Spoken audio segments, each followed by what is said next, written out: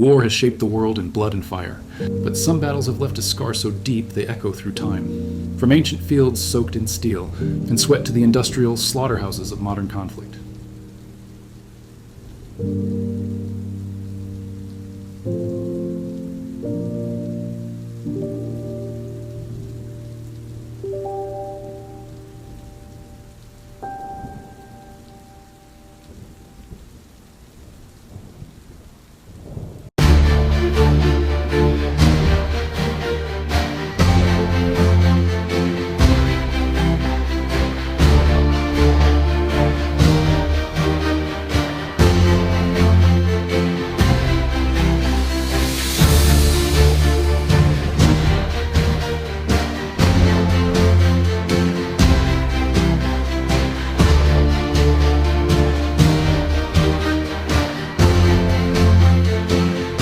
These are the bloodiest battles in human history.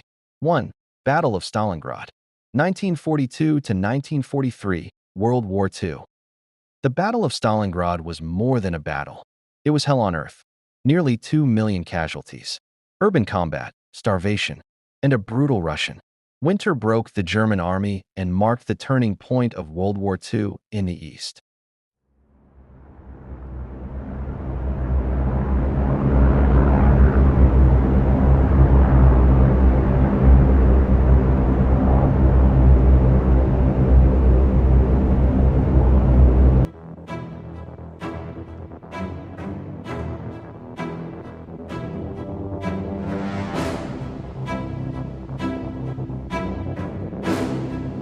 Two, Battle of the Somme, 1916.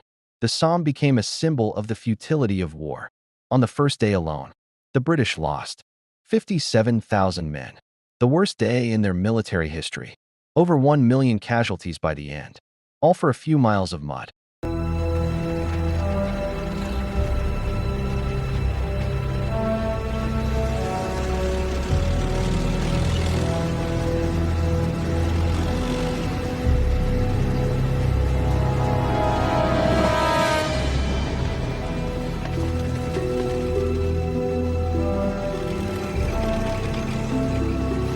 3.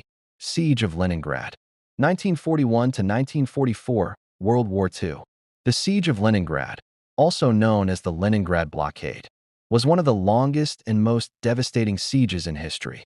It took place during World War II, lasting from September 8, 1941, to January 27, 1944, 872 days in total. Nazi Germany, along with Finnish forces, encircled the Soviet city of Leningrad, now St. Petersburg, aiming to starve it into surrender. The siege was part of Operation Barbarossa, Germany's invasion of the Soviet Union. Estimates of civilian deaths range from 600,000 to over 1 million, mainly from starvation, cold, and bombardment.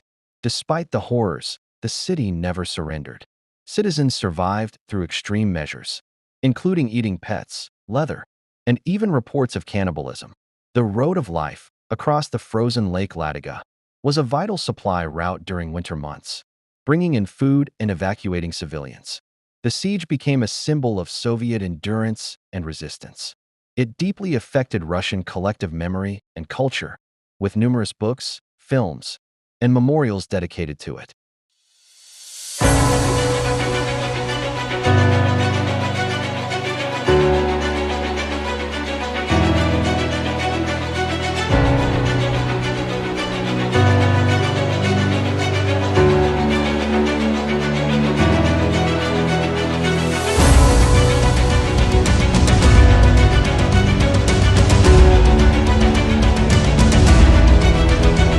4. Battle of Verdun, 1916, World War I.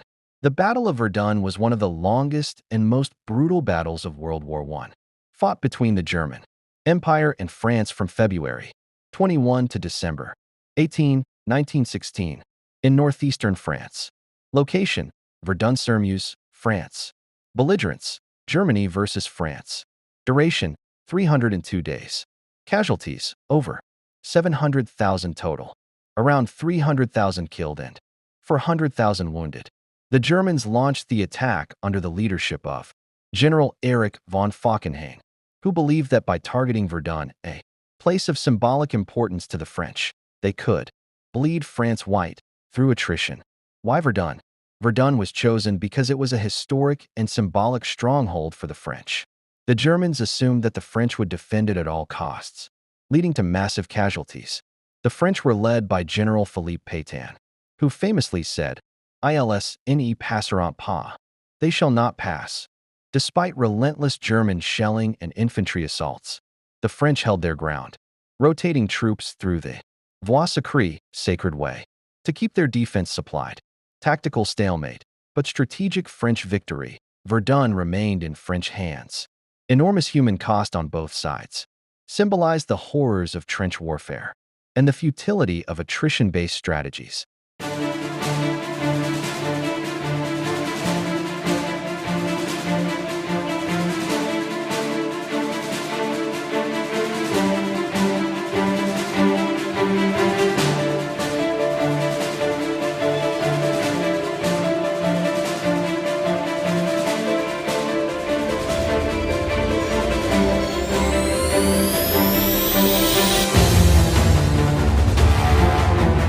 Five. Operation Bagration, 1944, World War II. Operation Bagration was a major Soviet military offensive launched in the summer of 1944 during World War II. It took place between June 22 and August 19, 1944, and was aimed at the German Army Group Center, which was stationed in Belarus. The operation was named after the 18th century Georgian Prince Pyotr Bagration, a commander in the Russian Empire. The operation was one of the largest and most successful Soviet offensives of the war. It involved over 2 million Soviet troops, 6,000 tanks, and 7,000 aircraft. The Germans, on the other hand, had around 300,000 to 500,000 soldiers, making them heavily. The goal was to decisively break the German defenses on the Eastern Front, particularly around Belarus, and destroy the German Army Group Center, which was a key part of the German defensive structure in the region. This would lead to the collapse of the German defensive line and open the way for Soviet forces to advance deeper into Eastern. The Soviet forces used a well-coordinated series of surprise attacks, deception tactics, and overwhelming force to break through the German lines. They employed deep battle tactics, which involved encircling and isolating German forces rather than simply engaging in direct frontal assaults. The operation resulted in the destruction of Army Group Center. The Germans suffered heavy losses, with estimates of around 300,000 casualties, killed, wounded, captured, or missing. The Soviets captured large areas of territory, including the city of Minsk, and inflicted a devastating blow to the German war effort on the Eastern Front. Operation Bagration marked a turning point in the war on the Eastern Front. It severely weakened Germany's ability to defend against Soviet advances and helped to pave the way for further Soviet victories in Eastern Europe, ultimately contributing to the collapse of Nazi Germany in 1945. The operation also overshadowed the Allied invasion of Normandy, D-Day, which occurred around the same time, drawing much of the German military's attention eastward. Overall, Operation Bagration is considered one of the most successful and decisive offensives of World War II.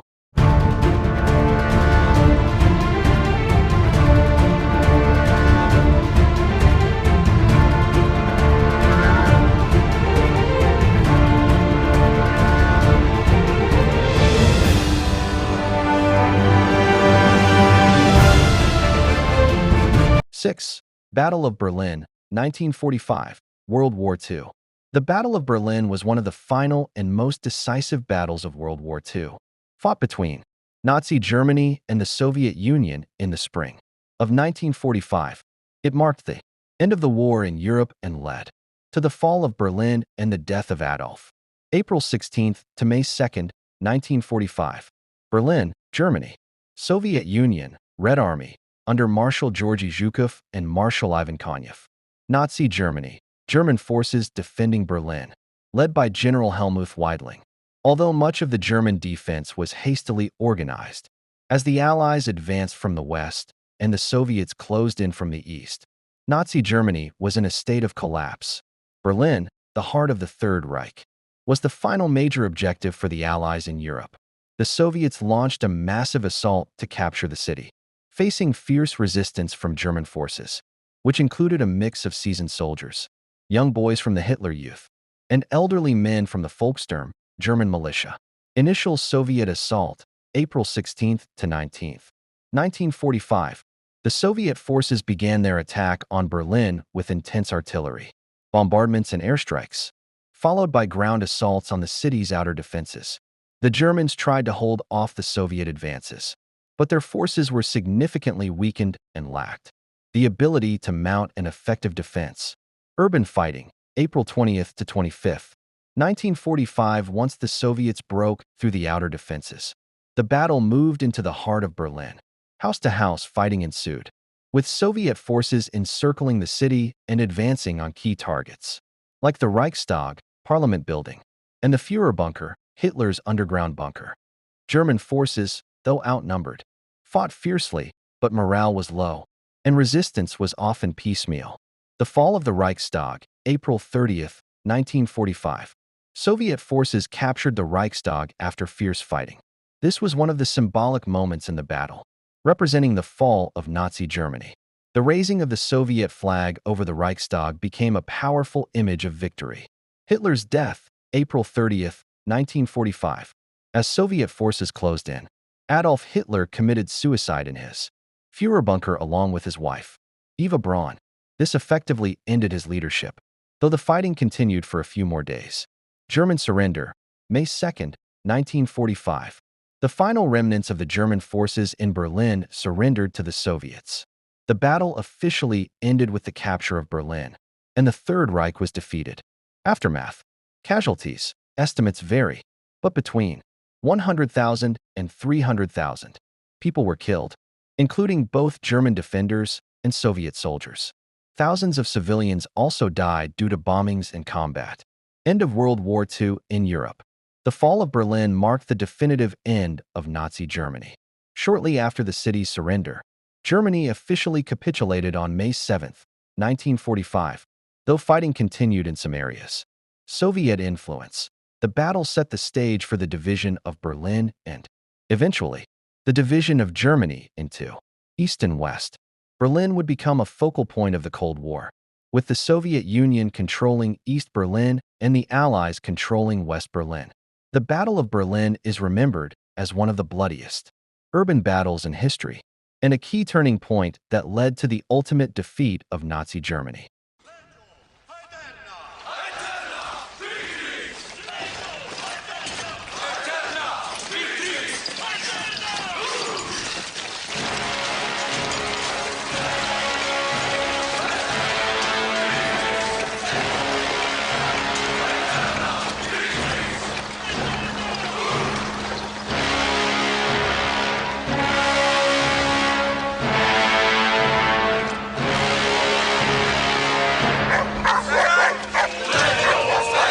7. Battle of Cannae, 216 BC, Second Punic War. The Battle of Cannae, fought on August 2, 216 BCE, was one of the most significant and brutal battles of the Second Punic War between Rome and Carthage. It is famously remembered for the military genius of Hannibal Barca, the Carthaginian general, and is still studied in military academies today for its brilliant tactics. After Hannibal's daring crossing of the Alps into Italy, he had already defeated Roman forces at the Battle of Trebia and the Battle of Lake Trasimene. The Romans, eager to crush Hannibal, assembled a massive army of about 80,000 infantry and 6,000 cavalry, led by consuls Lucius Aemilius Paulus and Gaius Terentius Varro. Hannibal had a smaller force of around 50,000, including infantry, cavalry, and war-hardened mercenaries. Hannibal's strategy. Hannibal used a double envelopment, pincer, tactic, one of the most famous maneuvers in military history. He placed his weakest troops, Gauls and Iberians, in the center, forming a convex line. Stronger African infantry was placed on the flanks, with cavalry on the wings. As the Romans pushed into the center, the Carthaginian line bent inward, becoming concave. The African troops on the flanks then closed in from the sides. Simultaneously, Carthaginian cavalry, having defeated the Roman cavalry, attacked from the rear. Outcome: Decisive Carthaginian victory. An estimated 50,000 to 70,000 Roman soldiers were killed, including Paulus and many Roman nobles. Rome's worst defeat in terms of sheer loss of life. Despite this, Rome refused to surrender and gradually turned the tide in the war. The Battle of Cannae is a masterclass in tactical envelopment. Hannibal's tactics are still analyzed for how a smaller, outnumbered force can outmaneuver and annihilate a larger one. It also highlighted Rome's resilience, as they rebounded from this disaster and eventually won the Second Punic War.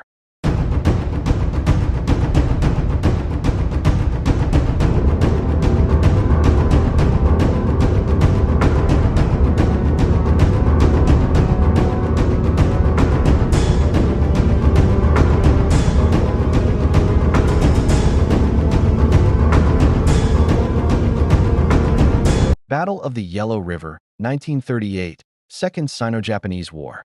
The Battle of the Yellow River, 1938, is not the name of a conventional battle in the typical military sense, but rather refers to a massive strategic flood created by the nationalist Chinese government during the Second Sino-Japanese War.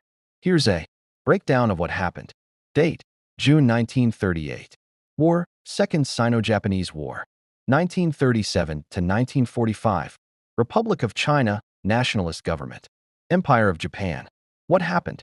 Facing rapid advances by Japanese forces after the fall of Suzhou, the Chinese nationalist government under Chiang Kai-shek decided on a desperate measure to slow the enemy's progress, destroying the dikes of the Yellow River at Huayuankou in Hunan Province.